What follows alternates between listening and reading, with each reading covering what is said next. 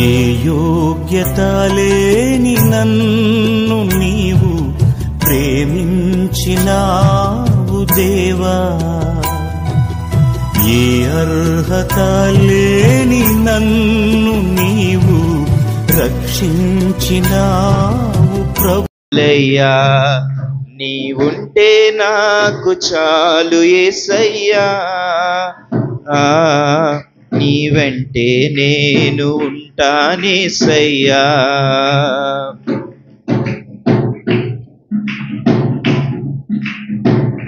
ఎన్ని బాధలున్నను,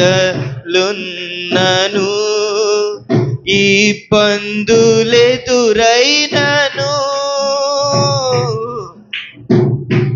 ఎంత కష్టమొచ్చినా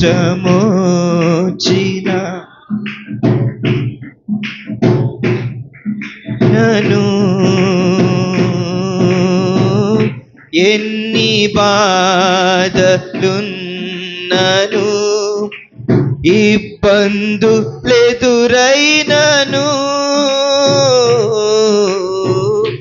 ఎంత కష్టమొచ్చినా, నిష్ఠురమెదురైనను, నీ మాట చాలయ్యా, నీ చూపు చాలయ్యా, నీ తోడు చాలయ్యా, నీ నీడ చాలయ్యా. నీ మాట చాలయ్యా, నీ చూపు చాలయ్యా, నీ తోడు చాలయ్యా, నీ నీడ చాలయ్యా. నీ ఉంటే నాకు చాలు యేసయ్యా,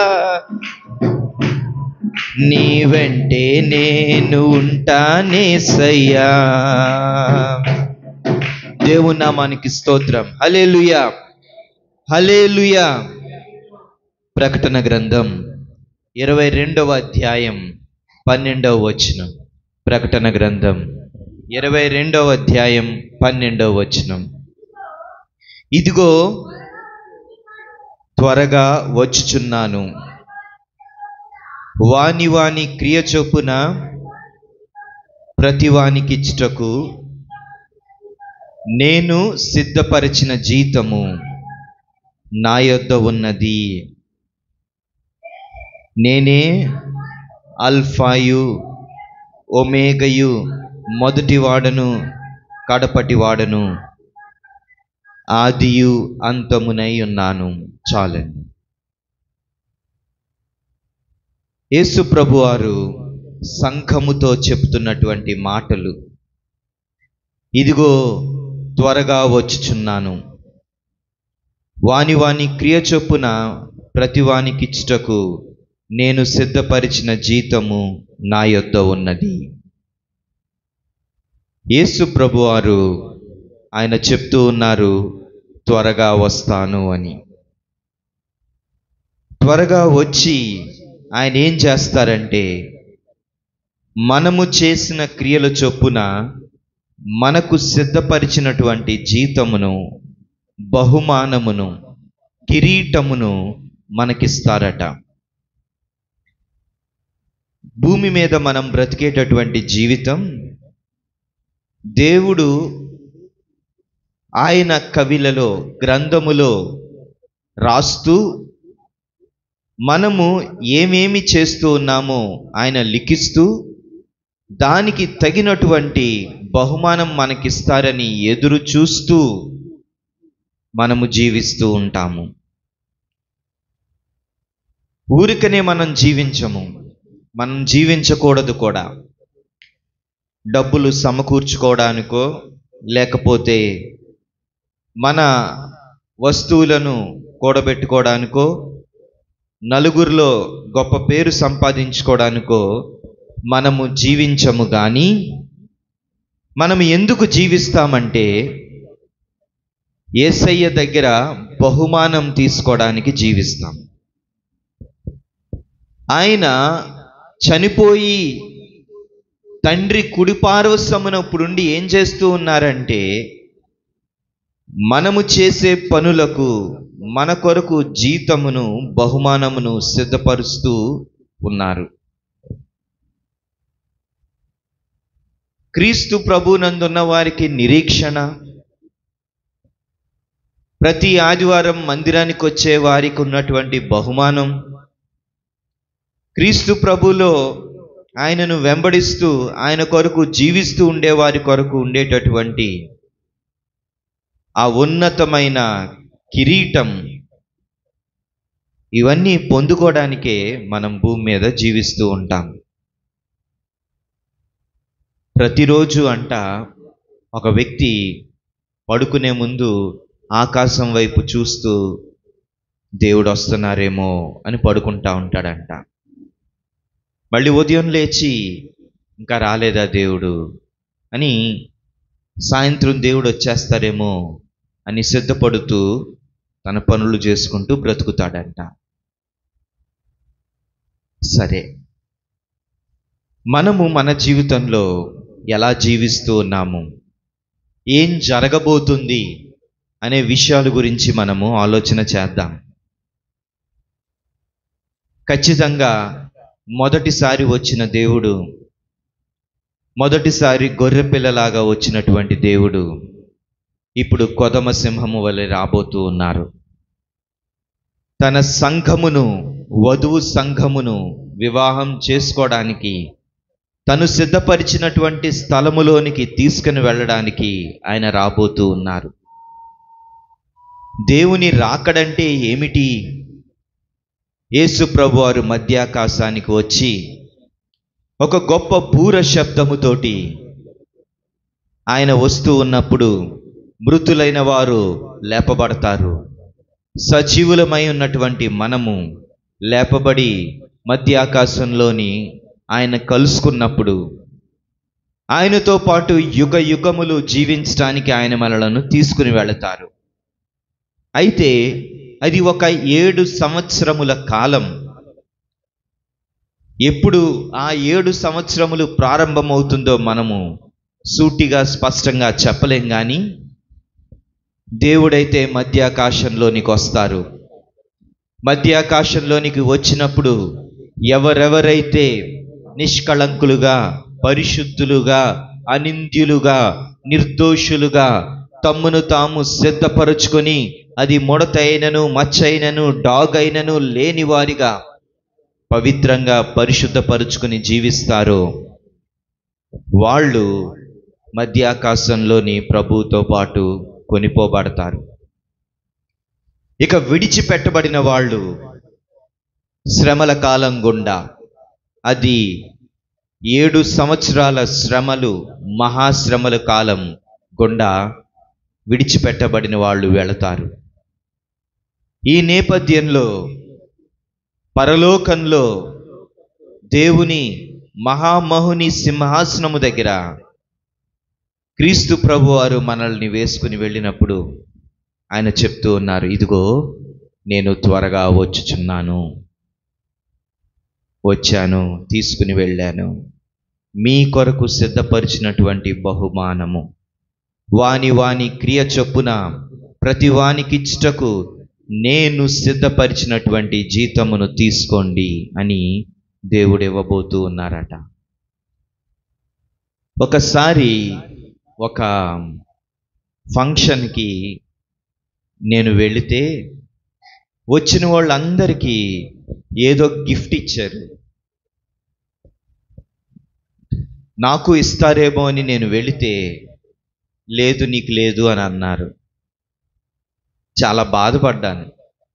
ఇదేంటి, ఒక మంచి హోదాలో ఉన్నాను, నాకంటే తక్కువలో ఉన్నవాళ్ళు,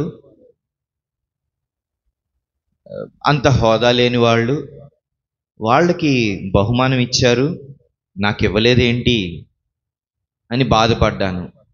నాతో పాటు నా పిల్లలు కూడా వచ్చారు. వాళ్ళైతే చాలా ఫీల్ అవుతున్నారు. అదొక అవమానంగా, సిగ్గుగా, ఇలాగైతే మమ్మల్ని ఎందుకు తెచ్చావు అని వాళ్ళు ప్రశ్నిస్తూ ఉన్నారు. ఇది ఎందుకు చెప్తూ ఉన్నానంటే, బహుశా పరలోకంలోనికి వెళ్ళినప్పుడు వాని వాని క్రియల చొప్పున జీతము, బహుమానము ఇవ్వబడే సందర్భంలో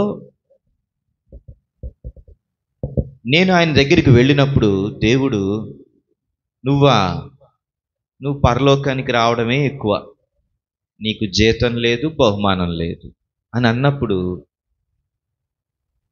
సిగ్గుతోటి తలదించుకోవాల్సినటువంటి పరిస్థితి. ఎందరైతే క్రీస్తు ప్రభు వారి యొక్క రక్తములోని తమ పాపములను కడుక్కుని పశ్చాత్తాపపడి పరిశుద్ధులుగా జీవిస్తూ సంఘములోను, సహవాసములోను, వాక్య ధ్యానములోను, పరిచర్యలోను కొనసాగుతూ ఉన్నారో వాళ్లను ప్రభువు దేవుని యొక్క ఉగ్రత నుండి ఆయన రక్తము ద్వారా తప్పిస్తారు. అయితే ఆ తప్పించడం గురించి నేను మాట్లాడలేదు. ఇక్కడ ఎంతమంది తప్పించబడతారో అది మీకే తెలుసు.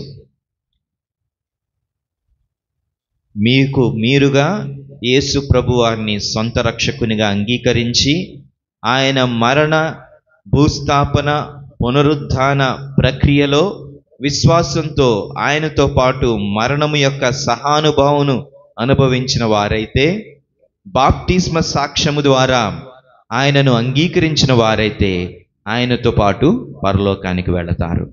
అయితే బహుమానం ఉండదు. పరలోకం వెళ్ళడం బహుమానం కాదు. మనం జీవించే జీవితంలో ప్రభు కొరకు స్థిరులుగా జీవించడం అది బహుమానం.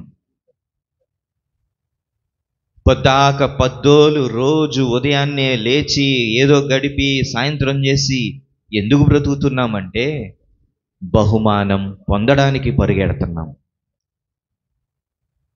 బహుమానం గెలవడానికి పరిగెడుతూ ఉన్నాం. మరొకరిని తిట్టకుండా మనలను మనం నియంత్రించుకుంటూ, ఒకళ్ళు తిడుతుంటే మన చెంప చూపించగలుగుతూ, ప్రభు వారి యొక్క ఆజ్ఞలను ఆయన ప్రేమించేటట్లుగా ఆయన వాక్యానికి అనుగుణంగా జీవిస్తూ ఎందుకు బ్రతుకుతున్నాం? బహుమానం పొందడానికి. ఆ బహుమానం రాకపోతే సిగ్గుతోటి, అవమానంతో మనల్ని మనం తగ్గించుకుని తలదించుకోవాల్సినటువంటి పరిస్థితి. ఏదో ఒక మూలన కూర్చుండి ఉండాలి.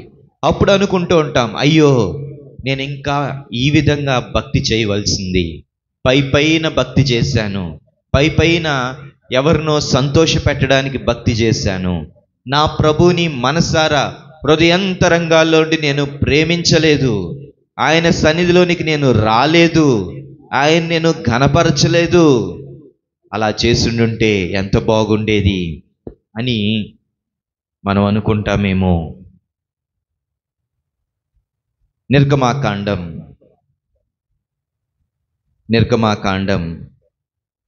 20వ అధ్యాయం 6వ వచనము. నిర్గమాకాండం 20వ అధ్యాయం 6వ వచనము. నన్ను ప్రేమించి నా ఆజ్ఞలను గైకొని వారిని 1000 తరముల వరకు కరుణించువాడనై ఉన్నాను.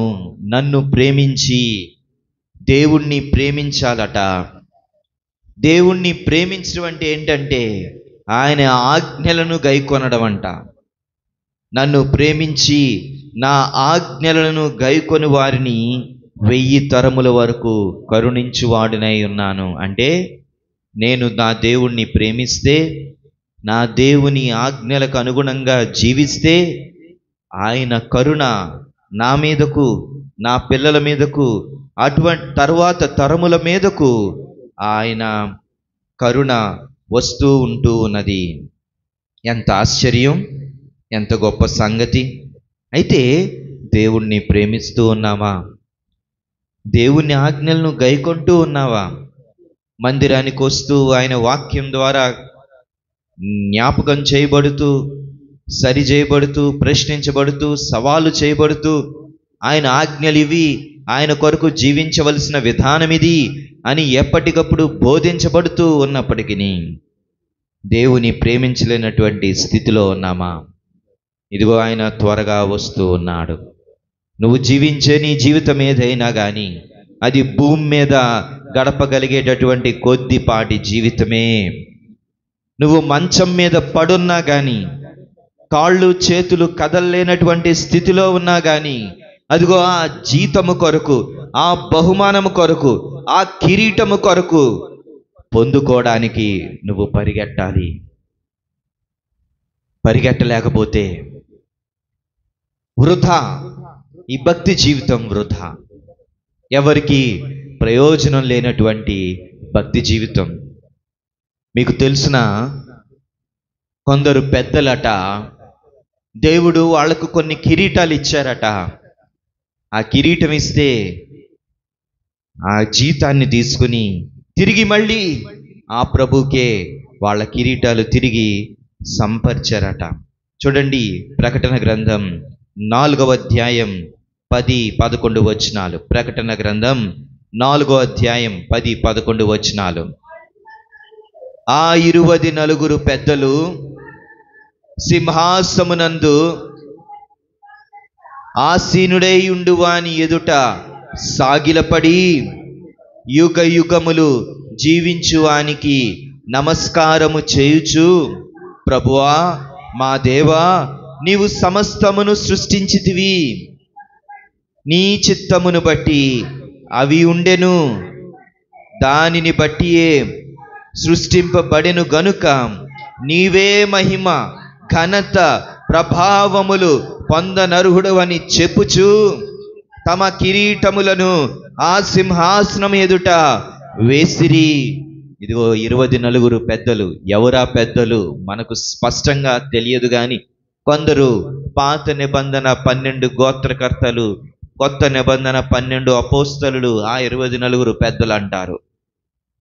ఎవరో మనకు స్పష్టత వాక్యం పరంగా లేదు గనుక, సరే ఎవరో సంఘములో పెద్దలు, దేవుడు ఏర్పాటు చేసుకున్న పెద్దలు అని అనుకుందాం. ఈ పెద్దలకు తమకున్నటువంటి కిరీటాలను వాళ్ళు తీసుకొచ్చి యేసు ప్రభు వారి యొక్క పాదాల దగ్గర పెట్టారట. ఇందులో ఏముంది అని అనుకుంటారేమో. యేసు ప్రభు వారికి భూమి మీద ఉన్నప్పుడు ఒక కిరీటం పెట్టారండి. ఏంటా కిరీటం? ముళ్ళ కిరీటం. యేసు ప్రభు వారు మనలని పరలోకానికి తీసుకుని వెళ్ళడానికి పెట్టుకున్నటువంటి కిరీటం ముళ్ళ కిరీటం. ఆ ముళ్ళ కిరీటం మనము చూస్తే కొన్ని ఫోటోల్లో చూస్తాము, ఇలా గుండ్రంగా ఉండి ఇలా పెట్టినట్టుగా ఉంటుంది. కానీ చరిత్ర ఏం చెప్తుందంటే ముళ్ళ కిరీటం ఇలా గుండ్రంగా ఉండదట. హెల్మెట్ ఉంటుంది, అంటే దీనిపైన ఒక కప్పు ఉంటుంది. కొప్పు నిజంగా రాజులు పెట్టుకునేటటువంటి కిరీటం లాంటి కిరీటం అలాగ తల మీద పెట్టి ఒక్క కర్రతోటి అలాగ నెత్తి మీద గుద్దేసరికి ఆయన తల మీద ముళ్ళు గుచ్చుకుని, మామూలు ముళ్ళు కాదు, ఎంతెంత పొడుగు ముళ్ళు గుచ్చుకుని 50 గాయాలు ఆయన తలకు మాత్రం అయ్యాయి. ఎందుకు? ఆ కిరీటాన్ని ఆయన ఎందుకు పెట్టుకున్నారు? తర్వాత అన్న రోజున మీకు ఒక కిరీటం ఇవ్వడానికి, మీకు ఒక జీతం ఇవ్వడానికి ఆయన ముళ్ళ కిరీటాన్ని పెట్టుకున్నారు. ఆయనకు సిలువ ఎక్కే ముందు ఆయనను కొరడాలతో కొట్టారు కదా. కొరడాలతో కొట్టినప్పుడు ఆయన దేహము మీద చరిత్ర ఏం చెప్తుందంటే ముందు భాగంలో 172 కొరడా దెబ్బలు పడ్డాయట, వెనక భాగంలో 200 కొరడా దెబ్బలు పడ్డాయట. కొరడా దెబ్బలంటే అన్నిసార్లు కొట్టారో లేదో కానీ అన్ని గాయాలయ్యాలంట. తన ప్రక్కనైనటువంటి గాయాలు కలుపుకుంటే 700 గాయాలు. కొరడాతో కొట్టిన నాడు ఆయన శరీరంలో నుండి 3వ వంతు రక్తం కారిపోయారు. ఆయన కొట్టినప్పుడు, ఈ ముళ్ళ కిరీటాన్ని గుచ్చినప్పుడు, ఆయన్ని కొట్టినప్పుడు ఒక కన్ను చెడిపోయింది, ఒక చెంప పగిలిపోయింది, పాడైపోయింది. సిగ్గుతోటి, అవమానంతో, నగ్నంగా మన శాపముల నిమిత్తము, మన అపరాధముల నిమిత్తము, మన దోషముల నిమిత్తము, పాపముల నిమిత్తము ఆయన అప్పగింపబడి సిలువ వేసుకొని ఆయన ఒక కిరీటాన్ని పొందారు, ముళ్ళ కిరీటం. దానికి కృతజ్ఞతగా బహుశా ఈ 24 పెద్దలు, అయ్యా భూమి మీద మహిమకు, ఘనతకు, అర్హత, ప్రభావమునకు నువ్వే అర్హుడవని వాళ్లకున్నటువంటి కిరీటాలు తెచ్చి ఆయన పాదాల మీద పెట్టగలిగారు. నువ్వు జీవించే జీవితం ఎందుకో తెలుసా? నీ ప్రభువును ఘనపరిచేటటువంటి జీవితం. నీ ప్రభువు నీ కొరకు పొందినటువంటి అవమానము, నింద, వేదన, నిన్ను తప్పించడానికి ఆయన చనిపోయిన కారణాన ఆయనకు కృతజ్ఞతగా జీవించేటటువంటి జీవితం. ఏదో మనలో కొందరు అనుకుంటారు, భక్తి చేస్తున్నాం, దేవునికి ఏదో గొప్ప మేలు చేస్తున్నామని. కాదు. యేసు ప్రభువారి యొక్క సిలువ గాయము మనకు తెలిస్తే కింద పడి దొర్లి దొర్లి ఏడుస్తూ కొట్టుకుంటూ ఉంటాం. మూర్ఖులమండి, మనం దోషులమండి. మన నీతి క్రియలు దేవుని దృష్టిలో మురికి గొడ్డల వంటివి. అసలు ఎన్నిక చేయడానికి మనలో ఏం మంచి లేదు. అటువంటి దుర్మార్గులమైన మన పట్ల ఆయన కనికరమును, ప్రేమను చూపించి మనకు రావాల్సిన శిక్ష ఆయన మీద ఆయన వేసుకొని ఉన్నారు. ఆయన కొరకు నమ్మకంగా, కృతజ్ఞతతోటి ఆయనను ప్రేమిస్తూ, ఆయన ఆజ్ఞలను గైకొంటూ నువ్వు జీవిస్తే అది దేవునికి నువ్వు ఇవ్వగలిగేటటువంటి బహుమానం. నిత్య జీవాన్ని నీకివ్వడానికి తన సింహాసనాన్ని విడిచి దేవుడు భూమి మీదకు వచ్చాడు. దాసుని స్వరూపం ధరించాడు. తన్ను తాను తగ్గించుకున్నాడు. ఎందుకు? ఎవరి కోసం? కేవలం మన కోసమే దేవుడు తన్ను తాను తగ్గించుకొని శిక్షను, బాధను భరించాడు. ఏంటి నీ ప్రతిస్పందన? లూకాసు వార్త 14వ అధ్యాయం 25, 26 వచనాలు, 27 వచనాలు. లూకాసు వార్త 14వ అధ్యాయం 25, 26, 27 వచనాలు. బహుజన సమూహములు ఆయనతో కూడా వెళ్ళుచున్నప్పుడు ఆయన వారి తట్టు తిరిగి, ఎవడైనను నా యొద్దకు వచ్చి తన తండ్రిని, తల్లిని, భార్యను, పిల్లలను, అన్నదమ్ములను, అక్క చెల్లెండ్రను, తన ప్రాణమును సహా ద్వేషింపకుంటే వాడు నా శిష్యుడు కానేరడు.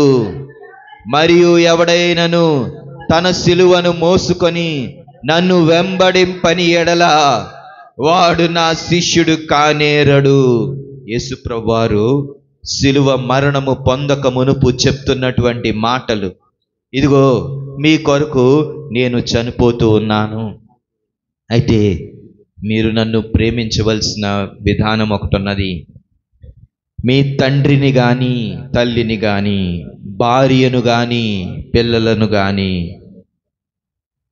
కుమారులు కానీ, కుమార్తెలు కానీ, అన్నదమ్ములు కానీ, అక్క చెల్లెలు కానీ, ఆఖరికి నీ ప్రాణమును కూడా నువ్వు ద్వేషించకపోతే నువ్వు దేవుని శిష్యుడవు కావు. ఆయనకు అర్హుడవు, అర్హురాలవు కావు. సిలువను ఎత్తుకొని, సిలువ అవమానమును మీద మోసుకొని, భరించి, వహించి ఆ ప్రభువును వెంబడిస్తేనే తప్ప నువ్వు ఆయన శిష్యుడవు, శిష్యురాలువు కావు. దేవునిని వెంబడించడం, యేసు ప్రభువారిని వెంబడిస్తూ జీవించడం చాలా కష్టమైన జీవితం అండి. మీరు ఆ దేవుడిచ్చిన రక్షణ వరకు పొందుకొని అక్కడితోటి జీవితాన్ని వెచ్చగా కాక, చల్లగా కాక, నులివెచ్చని స్థితిలో గడుపుతూ ఉంటే ఉమ్ము ఊసి పడేస్తాడు దేవుడు. అంతకంటే మరెక్కువగా ఆ దేవునికి కృతజ్ఞతగా ఆయన సిలువను ఎత్తుకొని మోసుకొని వెళుతూ ఉండగలిగితే అప్పుడు ఆ దేవునికి ఆనందం. ఈ విధంగా అనుకుంటా ఉంటాను, మనం ఏ తప్పు చేసినా పరలోకం నుండి దేవుడు చూస్తూ, వీళ్ళ కోసం నేను సిలువ ఎక్కానా, వీళ్ళ కోసం ముళ్ళు కిరీటాన్ని పెట్టుకున్నానా, వీళ్ళ కోసం అవమానాన్ని పొందానా అని బహుశా తండ్రి కుడి పార్శ్వమున కూర్చుండి ప్రభు దుఃఖపడుతూ ఉన్నారేమో.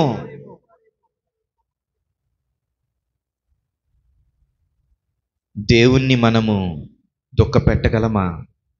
దేవునికి దుఃఖాన్ని కలిగించే ధైర్యం మనకుందా? అయ్యో, ఆ ప్రభువును మనము ఎంతో ఘనపరచాలి కదా. హెబ్రీయులకు రాసిన పత్రిక 6వ అధ్యాయం 5-6 వచనాలు. హెబ్రీయులకు రాసిన పత్రిక 6వ అధ్యాయం 5-6 వచనాలు. దేవుని దివ్య వాక్యమును రాబోవు యుగ సంబంధమైన శక్తుల ప్రభావమును అనుభవించిన తరువాత తప్పిపోయిన వారు తమ విషయములో దేవుని కుమారుని మరలా సిలువ వేయుచు బాహాటముగా ఆయనను అవమానపరుచుచున్నారు గనుక మారు మనసు పొందినట్లు అట్టి వారిని మరలా నూతన పరుచుట అసాధ్యము. ఇక్కడ దేవుడు భక్తుడైనటువంటి ఒక అపోస్తలుడు సంఘమునకు రాస్తూ, ఇదిగో మీరు దేవుని వాక్యాన్ని అనుభవించారు, దేవుని యొక్క శక్తిని, రాబో కాలములో జరిగేటటువంటి పరిస్థితులను మీరు అనుభవించి మళ్ళా తప్పిపోతూ ఉన్నారా? అయ్యో, మీరు మరలా దేవుని కుమారుని సిలువ వేస్తూ ఉన్నారు, బాహాటంగా ఆయన్ను అవమానిస్తూ ఉన్నారు. అది తగదు. గమనించండి, మనం మాట్లాడే ప్రతి మాట, చేసే ప్రతి పని, ఇవన్నీ కూడా లెక్క కట్టబడుతూ ఉన్నాయి. మనకి తెలియని రీతిలో దేవుడు లెక్కగడుతూ ఉన్నారు. దేవుడు లెక్కగడుతూ ఉన్నప్పుడు నీ లెక్క ఎలా ఉన్నది?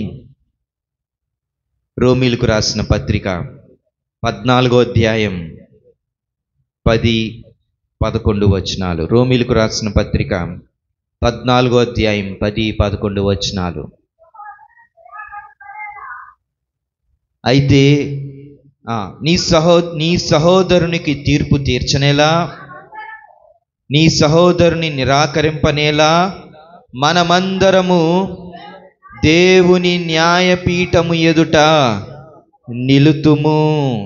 12వ వచనం ఆఖరిలోని, మనలో ప్రతివాడును తన్ను గురించి దేవునికి లెక్క అప్పగింపవలెను.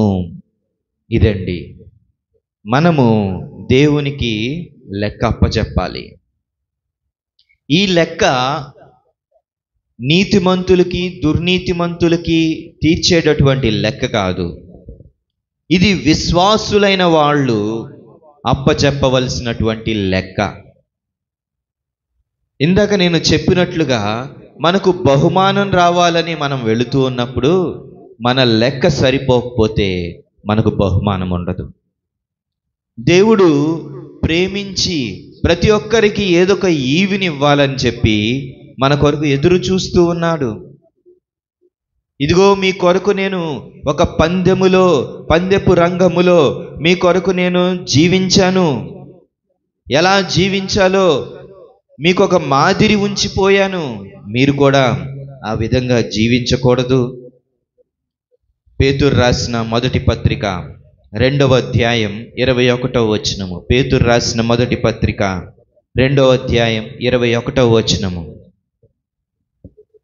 క్రీస్తు కూడా మీ కొరకు బాధపడి మీరు తన అడుగు జాడలయందు నడుచుకొనినట్లు మీకు మాదిరి ఉంచిపోయెను.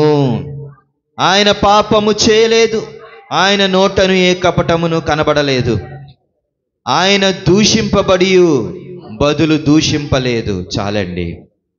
దేవుడంట మన కొరకు ఒక మాదిరి ఉంచిపోయారంట.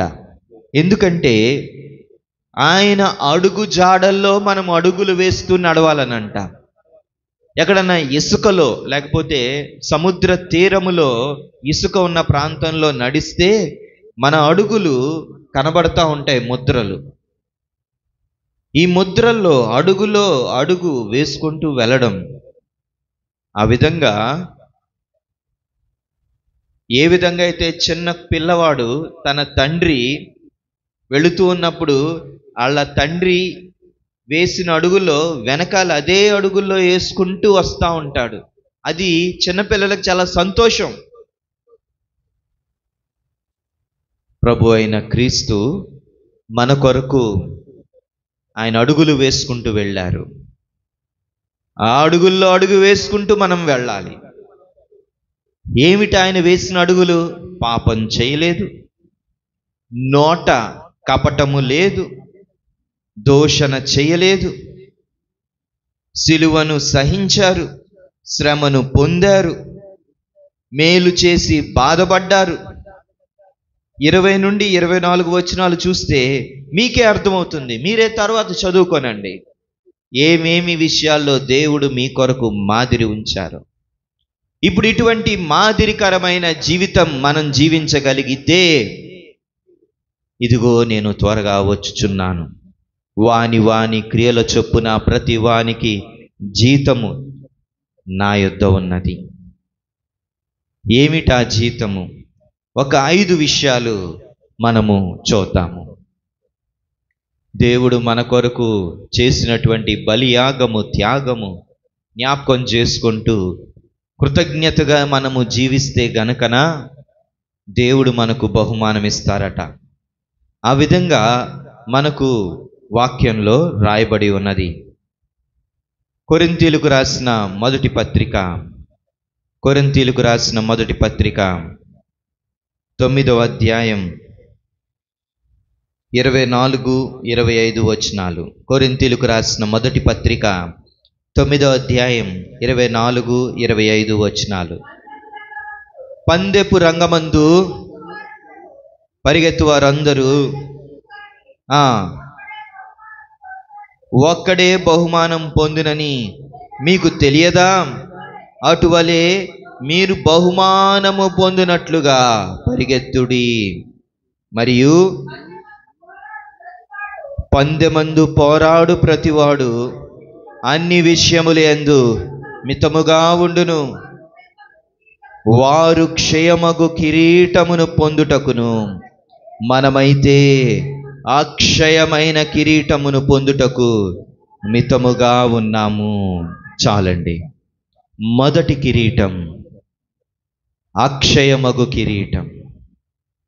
పందె రంగమందు మనము పోరాడితే మనకు దొరికేది ఏంటంటే అక్షయమగు కిరీటం.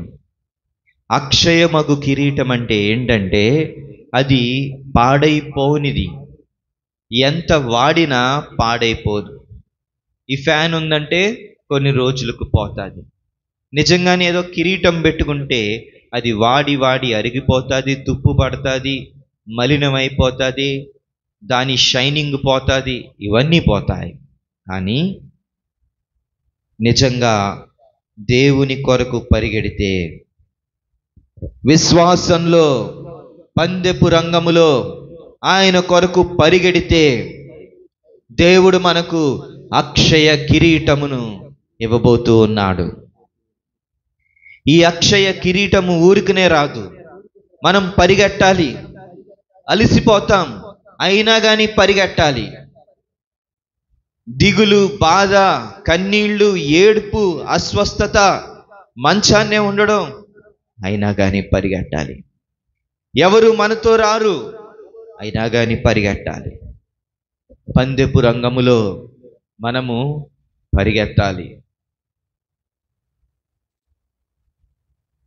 ఇటు అటు తిరగక సులువుగా చిక్కులు పెట్టు పాపములోని పడిపోక మనము పరిగెట్టాలి. పరిగెడితే మనకొచ్చేది అక్షయమైనటువంటి కిరీటం.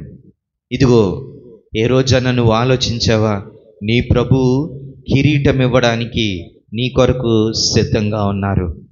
పందెపు రంగములో పరిగెడుతూ ఉంటే అవతల పక్కన ఒకవేళ అటు చివరిన ఎక్కడో పందెపు రంగం జరుగుతూ ఉన్నది, పందెం జరుగుతూ ఉన్నది, పరుగు పందెం.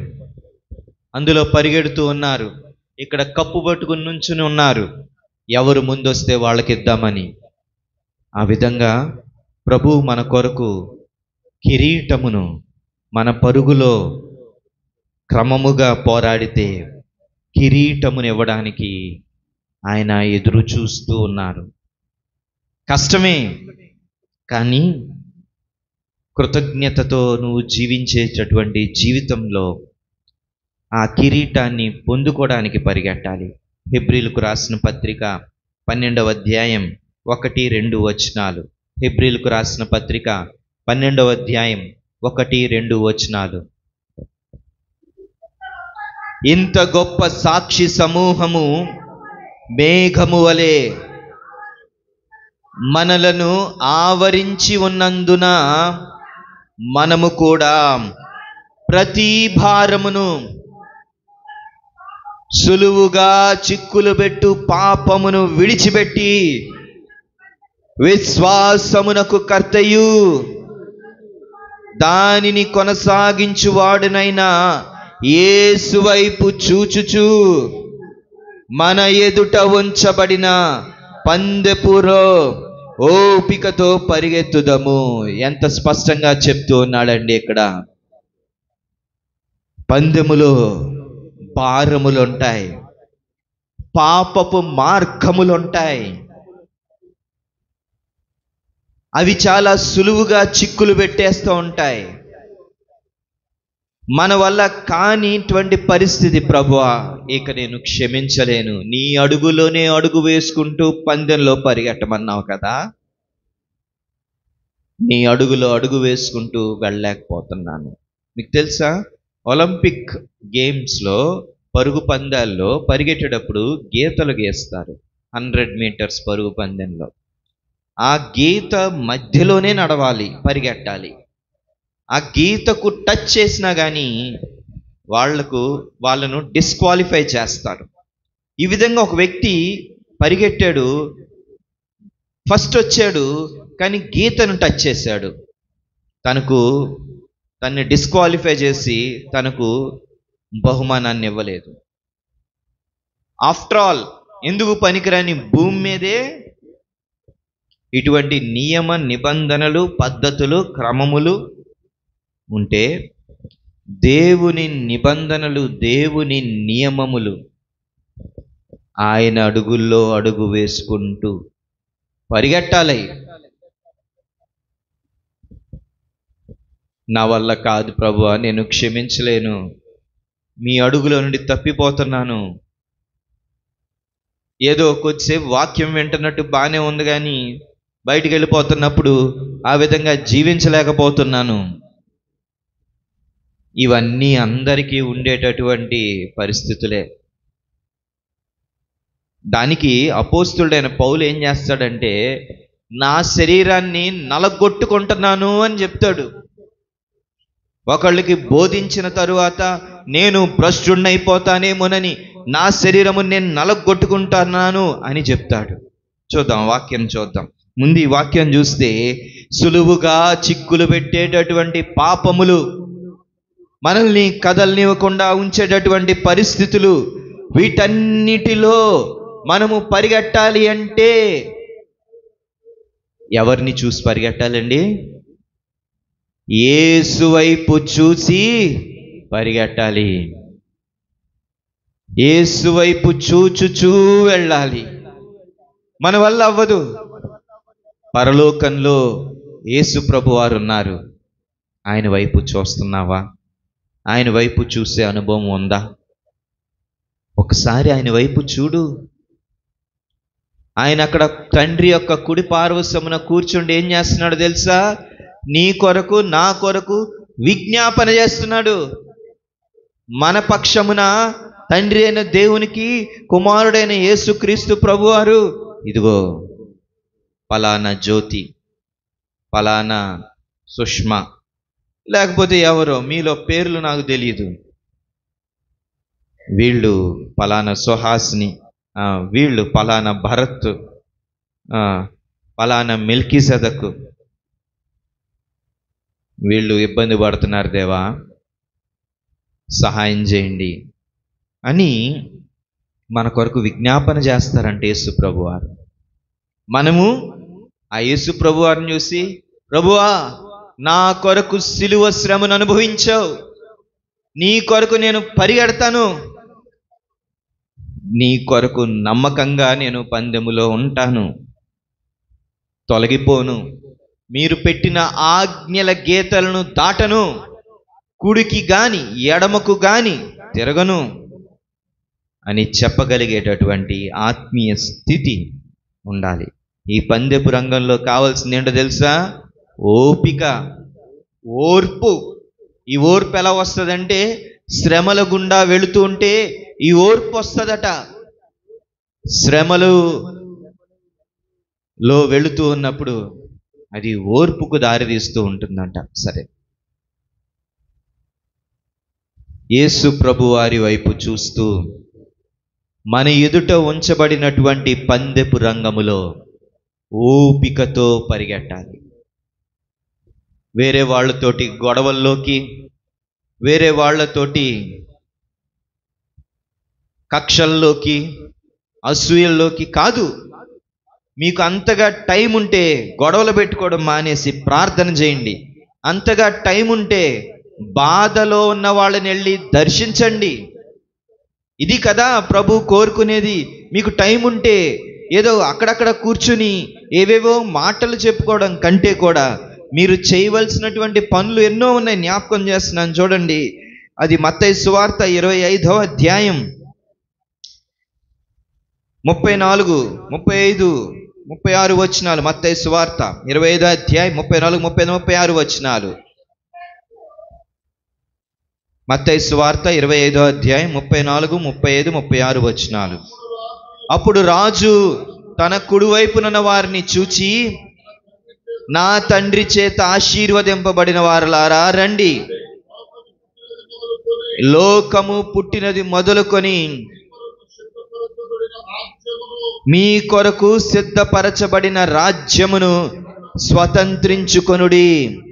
నేను ఆకలిగొంటిని, మీరు నాకు భోజనం పెట్టితిరి, దప్పిగొంటిరి, నాకు దాహమిచ్చితిరి, పరదేశినై ఉంటిని, నన్ను చేర్చుకొంటిరి, దిగంబరినై ఉంటిని, నాకు బట్టలిచ్చితిరి, రోగినై ఉంటిని, నన్ను చూడవచ్చితిరి, చెరసాలలో ఉంటిని, నా యుద్ధకు వచ్చితిరని చెప్పాను. ఏమండి,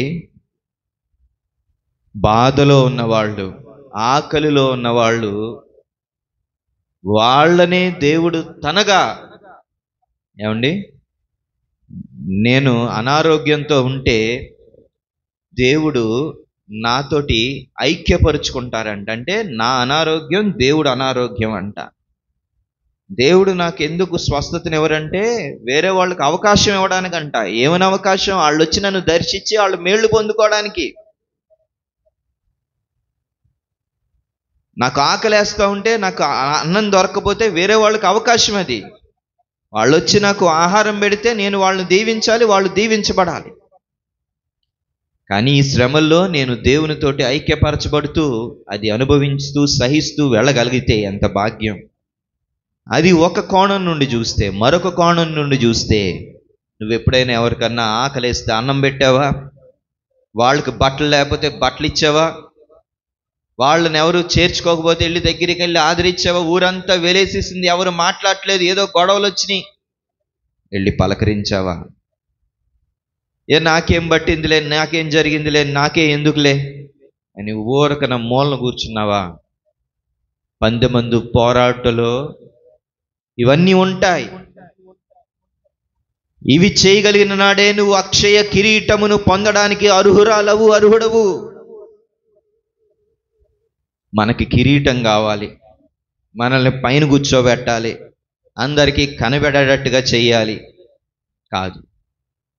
తన్ను తాను తగ్గించుకునేవాడు హెచ్చింపబడును. ఒకరోజు ప్రార్థన చేసుకుంటుంటే నేను ఎందుకో నెమ్మది లేదు. నేను నా దేవుణ్ణి సంతోష పెట్టట్లేదని అనిపిస్తూ ఉంది.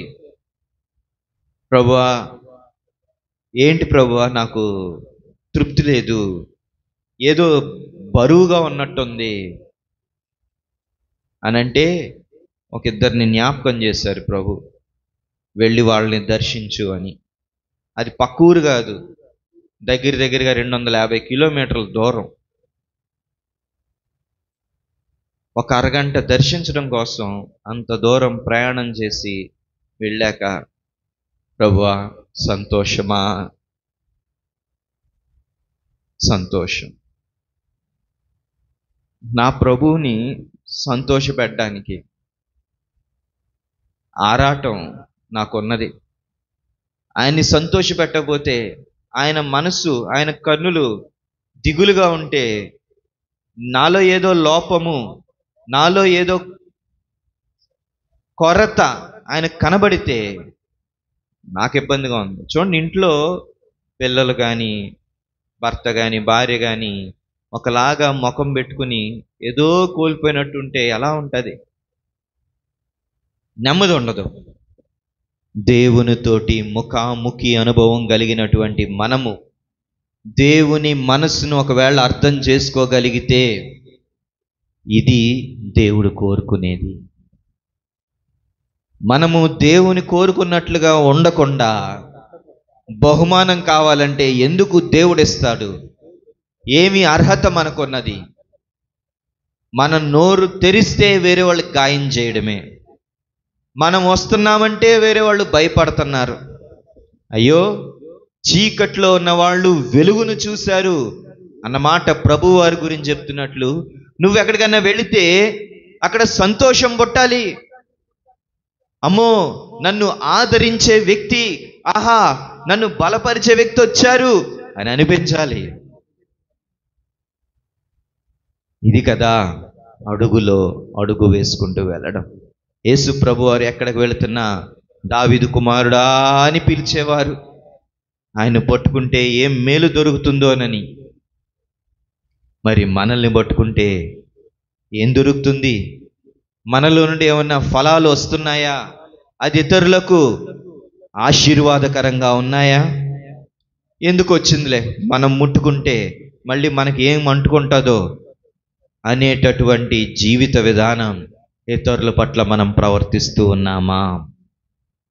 ప్రభువు నీ దేవుడైతే నిన్ను పరలోకానికి చేర్చడానికి ఆయన ముండ్ల కిరీటాన్ని పెట్టుకున్నాడు అని నువ్వు అనుకుంటే, నీకట్టి కృతజ్ఞత ఉంటే, ప్రభువా నువ్వు ముళ్ళ కిరీటాన్ని పెట్టుకున్నావు, ఇదిగో నువ్వు నాకు అక్షయ కిరీటాన్ని ఇవ్వబోతున్నావు, అది పొందునట్లుగా నేను జీవించి అది సంపాదించి తెచ్చిని మళ్ళా నీ పాదాల దగ్గర పెడతాను ప్రభువా అని చెప్పగలిగేటటువంటి ఆత్మీయ జీవిత విధానం మనకు ఉండాలండి. ఏమో నా మాటలు అర్థమైనయో లేదో, ప్రభువుకి కృతజ్ఞతగా జీవించే వారి జీవితం ప్రతి క్షణం నా ప్రభువును నేను ఎలా సంతోషపెట్టాలి, నా ప్రభువును నేను ఎలాగా ఆనందింపజేయాలి, నా ప్రభువు కొరకు ఎలా జీవించాలి అనే విధంగానే మన జీవితాలు ఉండాలి. మనం ఏం చేస్తామంటే మనుషులను సంతోషపెడతామండి. మన నీతంతా, మన భక్తి అంతా కూడా మనుషులను సంతోషపెట్టడానికే సరిపోతుంది. చూడండి, అది లూకాసు వార్త 16వ అధ్యాయం 15వ వచనము. లూకాసు వార్త 16వ అధ్యాయం 15వ వచనము. అమ్మా, ఆయన మీరు మనుష్యుల ఎదుట నీతిమంతులని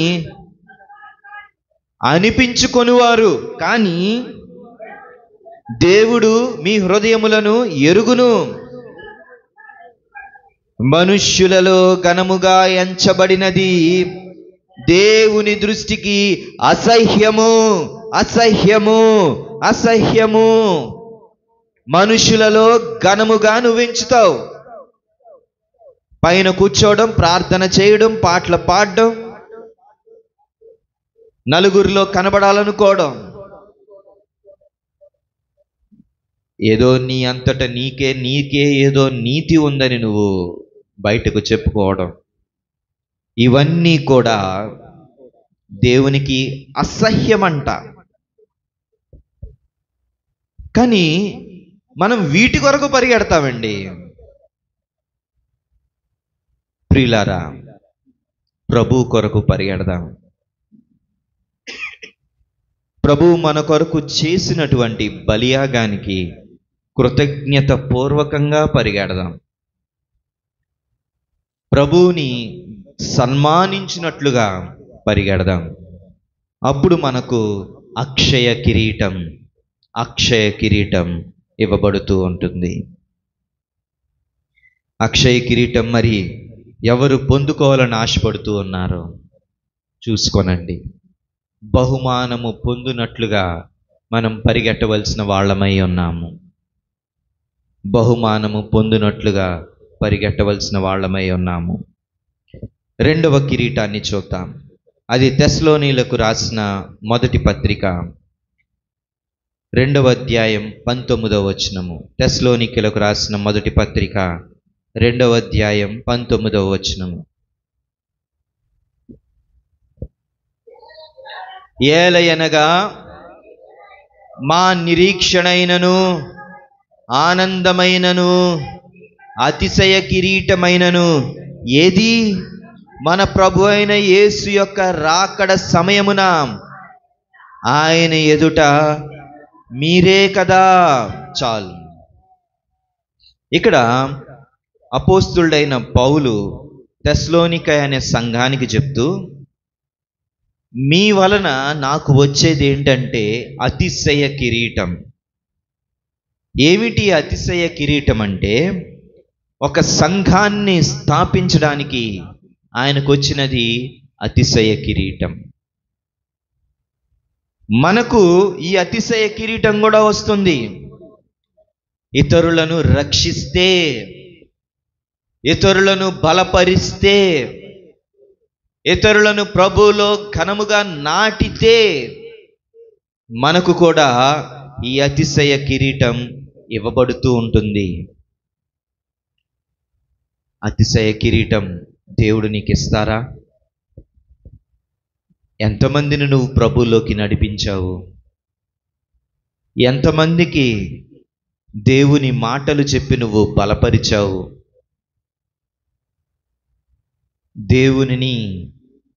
దేవుని ఎదుట యేసు ప్రభువారు రాబోతూ ఉన్నప్పుడు ఎంతమందిని నువ్వు ఆయనకు ప్రదానం చేయడానికి సిద్ధపరిచావు? నువ్వు మందిరంలో పరిచర్య చేస్తే, వీధుల్లో సువార్త ప్రకటించడానికి వెళితే, అంధకారంలో చీకట్లో ఉన్న వాళ్ళకి వాక్యం చెప్పడానికి వెళ్ళి వాళ్ళ జీవితాలను సరిచేస్తూ వారి కొరకు ప్రార్థన చేస్తూ జీవించగలిగితే ఈ కిరీటం నీకు ఇవ్వబడుతూ ఉన్నది. ఎందుకు బ్రతుకుతున్నాము అనేటటువంటి ఆలోచనతోటి బ్రతుకుతుంటే జ్ఞాపకం చేసుకోండి ప్రియులారా, బహుమానము పొందడానికి బ్రతుకుతున్నాం. ఈ బహుమానము అక్షయ కిరీటమైన అతిశయ కిరీటమైన, ప్రార్థనలో దేవునితోటి ఎక్కువసేపు పోరాడిన నాడు, ఎక్కువసేపు దేవునితోటి గడిపిన నాడు, భక్తి చేసిన నాడు నీ జీవితంలో శక్తి పెరుగుతూ ఉంటుంది. ఆ జీవితంలో శక్తి పెరిగే కొద్దీ నిన్ను ముట్టుకుంటే స్వస్థత కార్యాలు జరుగుతాయి. నువ్వు వచ్చే చోట వెలుగు నిలబడుతూ ఉంటుంది. నువ్వు మాట్లాడే ప్రతి చోట అద్భుతాలు జరుగుతాయి, ఆశ్చర్య కార్యాలు జరుగుతాయి. అపోస్తులుడైన పౌలు తను నడిచినప్పుడు తను ముట్టినటువంటి నడికట్లు అంటే బెల్ట్లు వేరే చోటకి తీసుకెళ్తే దెయ్యాలు పారిపోయేవట. సమయం లేదు కనుక రెఫరెన్స్లు చూపించట్లేదు. అయితే ప్రభువారు పెట్టుకున్నటువంటి ముళ్ళ కిరీటానికి ఆయన నీకు ఇవ్వగలిగేది అతిశయ కిరీటం అయితే ఆ బహుమానం పొందడానికి నువ్వు ప్రయాసపడుతూ ఉన్నావా? అయ్యో భలే చెప్పారులేండి, నాకే ఆత్మీయ జీవితంలో జీవించడానికి సరిపోదు, నాకే అంత వాక్యం రాదు, దేవుడు తెలియదు, నేనేం చేస్తాను, నేనెవరికి సువార్త చెప్తానని నువ్వు అనుకుంటూ ఉంటావు. అయితే దేవుడు మనకు తెలియనటువంటి రీతుల్లో మనకు సహాయం చేస్తాడండి. వాక్యం చెప్పాలి అని నీకు ఆసక్తి ఉంటే, ప్రభువుల ఇతరులను నడిపించాలి అనే ఆసక్తి నీకుంటే ఒక అడుగెయ్యి, ఆయన 2 అడుగులు వేస్తాడు. నువ్వు ఒక అడుగు వేయాలి, సువార్త చెప్పాలి. అప్పుడు వేరే వాళ్ళు నీ వైపు చూడగలుగుతారు. వాళ్ళు కొడతారు, తిడతారు అని నువ్వు అనుకోవచ్చు, కానీ మాట్లాడే జ్ఞానాన్ని, ఇతరులను రక్షణలోనికి నడిపించే జ్ఞానాన్ని దేవుడిస్తాడు. దానికి ఒక ప్రయాస పడాలి. ఆశ ఉంటే సరిపోదు, ప్రార్థన చేయాలి, వాక్యం చదువుకోవాలి, దేవునితో గడపాలి. మనము ఆ కిరీటాన్ని పొందుకోవడం మర్చిపోయాము. ఆ కిరీటం పొందుకోవడానికే బ్రతుకుతున్నామన్న విషయం మర్చిపోయి ఏదో ఉదయం లెగుస్తాము, పనులు చేసుకుంటాము, తింటాము, వీలైతే ముచ్చట్లు చెప్పుకుంటాము, ఏవో టీవీ చూస్తాము, ఫోన్లు చూసుకుంటాము, గడిపేస్తాము, పడుకుంటాము. రేపు ఎవరిదో పెళ్ళి, అక్కడికి వెళ్తాము, మంచి బట్టలు కట్టుకుంటాము, అక్కడ ఏదో కనబరుచుకోవాలని చెప్పి ఆశిస్తాము, లేకపోతే ఏదో భూములు కొనుక్కుంటాము, ఏదో పొలం వేసుకుంటాము. కాదు, వీటి వల్ల ఏ ప్రయోజనము లేదు.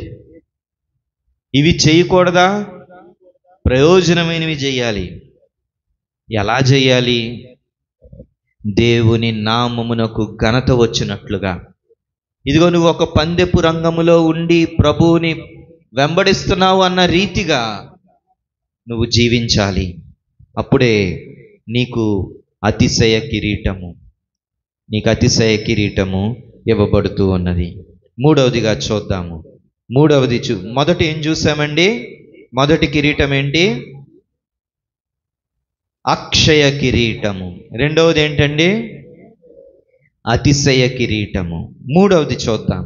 అది తిమోతికి రాసిన 2వ పత్రిక 4వ అధ్యాయము 8వ వచనము. తిమోతికి రాసిన 2వ పత్రిక 4వ అధ్యాయం 8వ వచనము. సమయం లేదు, మరొక 5 నిమిషాల్లో నేను ముగిస్తాను. ఇక మీదట నా కొరకు నీతి కిరీటము ఉంచబడి ఉన్నది. ఆ దినమందు నీతిగల న్యాయాధిపతి అయిన ప్రభు అది నాకు మాత్రమే కాకుండా తన ప్రత్యక్షతను అపేక్షించు వారికందరికీ అనుగ్రహించును. 7వ వచనం చదవండి ఇప్పుడు ఒకసారి. మంచి పోరాటము పోరాడి తిని, నా పరుగు కడముట్టించి తిని, విశ్వాసము కాపాడుకొంటిని. ఇక మీదట నాకు నీతి కిరీటం ఉంచబడింది. ఏమండి, నీతి కిరీటం ఎవరికి ఇవ్వబడుతుందంటే మంచి పోరాటము పోరాడే వారందరికీ ఇవ్వబడుతుంది. విశ్వాసమును కాపాడుకునే వాళ్ళందరికీ నీతి కిరీటం ఇవ్వబడుతూ ఉన్నది. నీ జీవితంలో విశ్వాసం ఉందా? మనము వెలుచూపు వలన కాదు, అంటే కనబడే వాటితో కాదు, కనబడనటువంటి విశ్వాసంతో జీవిస్తూ ఉంటాము. విశ్వాసము లేకుండా ఎవ్వరు కూడా దేవునికి ఇష్టలుగా ఉండలేరు. విశ్వాసముతోనే ఏదైనా చేస్తున్నాము అంటే, విశ్వాసముతోనే జీవిస్తున్నామంటే అది దేవునికి గొప్ప సంతోషాన్ని కలుగజేస్తూ ఉంటుంది. గమనించండి, విశ్వాసం అనేది కనబడదు కానీ ఎలాంటి పరిస్థితుల్లో విశ్వాసం ఉంచాలి? ఇదిగో, మనకు అస్వస్థతగా ఉంది, మంచాన్న పడున్నాము. అప్పుడు ఏం చేయాలి? ఎవరో చెప్తారు, ఇదిగో మీ ఇంట్లో పలానా మూల దోషమున్నది కనుక నువ్వు ఇలాగా మంచాన పడ్డావు, లేకపోతే పలానా కీడు ఏదో జరిగింది చేశావు కాబట్టి నువ్వు మంచాన పడ్డావు అని అన్నప్పుడు మనం ఏమైపోతామంటే మన విశ్వాసంలో నుండి సడలిపోతాం.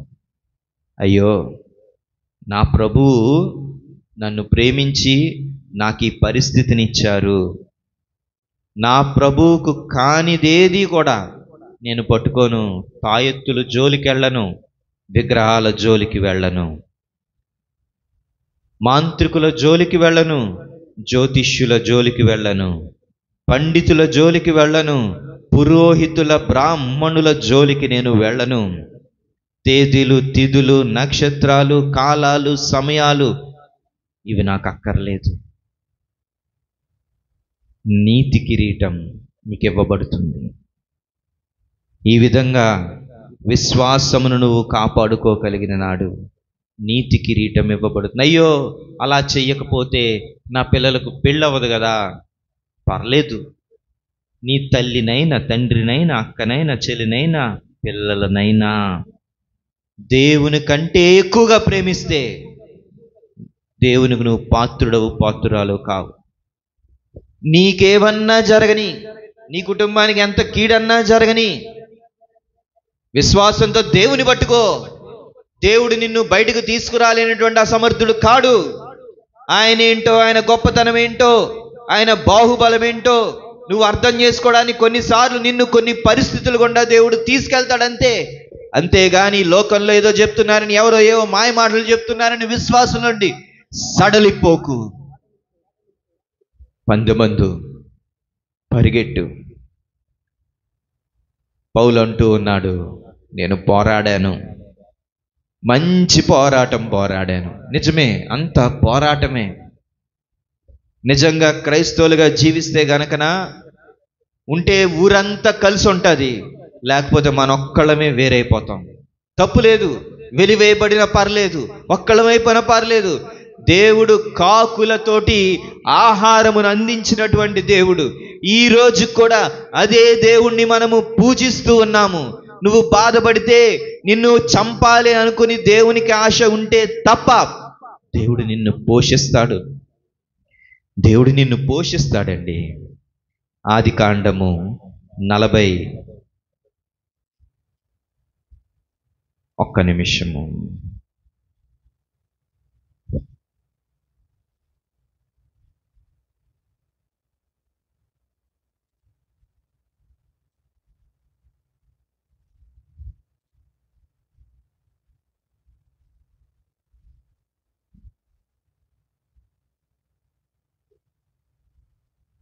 ఆదికాండము 48వ అధ్యాయము 15-16 వచనాలు. ఆదికాండము 48వ అధ్యాయం 15-16 వచనాలు.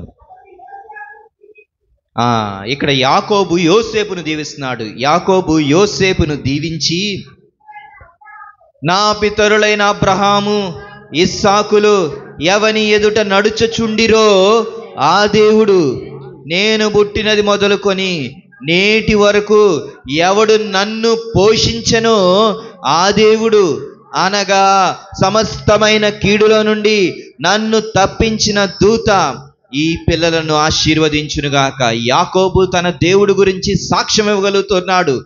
నా తండ్రి, నా పితరులైన అబ్రహాము, యాకోబు, ఇస్సాకులు ఎవరి ఎదుట నడిచారో, ఏ దేవుని ఎదుట నడిచారో ఆ దేవుని నేను పట్టుకున్నాను. ఏ దేవుడైతే నేను పుట్టినప్పటి నుండి నన్ను పోషించాడో ఆ దేవుణ్ణి పట్టుకున్నాను. ఏ దేవుడైతే సమస్త కీడు నుండి నన్ను తప్పించాడో ఆ దేవుణ్ణి పట్టుకున్నాను. గాఢాంధకారపు లోయలలో మనం వెళ్ళినా కానీ మనల్ని దేవుడు దాని గుండా తీసుకుని వెళతాడు. గాఢాంధకారపు లోయ అనుభవాన్ని తప్పించడు, దాని గుండా తీసుకుని వెళతాడు. ఆ గాఢాంధకారపు లోయ అనుభవాలు గుండా వెళుతూ ఉన్నప్పుడు విశ్వాసాన్ని నువ్వు విడిచిపెట్టేస్తావేమో చూసుకో. విశ్వాసాన్ని గట్టిగా పట్టుకో. అప్పుడు నీకు నీతి కిరీటం ఇవ్వబడుతూ ఉంటుంది. నీతి కిరీటం ఇవ్వబడుతూ ఉంటుంది. 3 కిరీటాలు చూసాం. ఏమేంటండి అవి? అక్షయ కిరీటం, అతిశయ కిరీటం, నీతి కిరీటం. 4వదిగా యాకోబు పత్రిక 1వ అధ్యాయం 12వ వచనము. యాకోబు పత్రిక 1వ అధ్యాయం 12వ వచనము.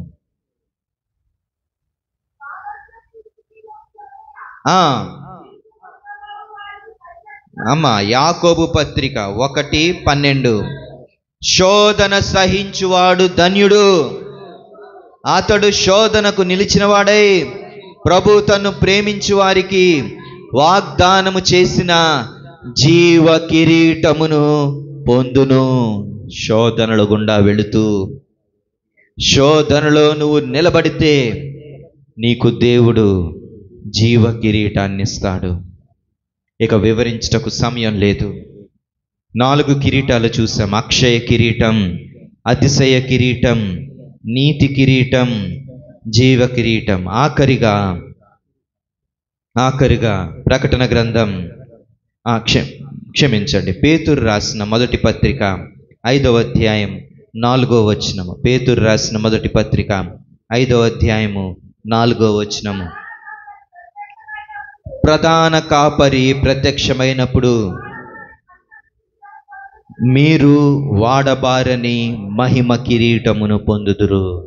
ఎవరైతే సేవలో ఉన్నారో, ఎవరైతే మందకు కాపరులుగా ఉంటూ ఉన్నారో. 3వ వచనంలో చూస్తే మీకు అప్పగింపబడిన వారిపైన ప్రభు అయినట్టుండక మందకు మాదిరులుగా ఉండుడి. 2వ వచనంలో చూస్తే బలిమి చేత కాక దేవుని చిత్త ప్రకారము ఇష్ట ప్రకారముగాను దుర్లాభాపేక్షతో కాక సిద్ధ మనసుతోని మీ మధ్యనున్న దేవుని మందను పై విచారణ చేయుచు దాని కాయుడి. అప్పుడు ప్రధాన కాపరి ప్రత్యక్షమైనప్పుడు మీరు వాడబారని మహిమ కిరీటము పొందుదురు. మనందరిలో మనం ఆలోచన చేసుకోవాలి. ఈ 5 కిరీటాల్లో మనకి ఏం కిరీటం వస్తుంది? మన సేవకునికైతే మహిమ కిరీటం వచ్చేస్తుంది. మందకు పైన కాపరిగా ఉండి బాగోగులను ఆయన చూస్తూ ఉన్నారు. పరలోకంకి వెళ్ళినప్పుడు ఆయనకి మహిమ కిరీటం. మన పరిస్థితి గురించి ఆలోచిస్తే ఏం కిరీటం మనకు వస్తుంది? లేక బహుమానం ఏమీ సిద్ధపరచబడలేదు బాబు, నీకు బహుమానం ఏమీ లేదమ్మా, నీకు నువ్వు బ్రతికిన బ్రతుకు చేసిన భక్తి అంతా వృధా ప్రయాసే అని దేవుడు చెప్తాడా?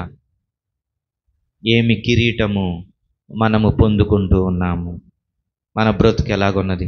తలలు వంచండి, ప్రార్థన చేసుకుందాం. తలలు వంచండి. ప్రభు చాలా స్పష్టముగా సూటిగా మనతో మాట్లాడి ఉన్నారు. ప్రభు మాటలు